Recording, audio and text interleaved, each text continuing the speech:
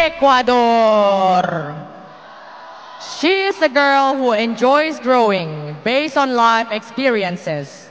Emotional intelligence is something that she has worked on to make better decisions and able to achieve what she wants.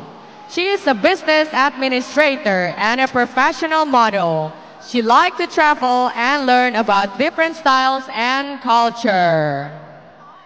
Ecuador.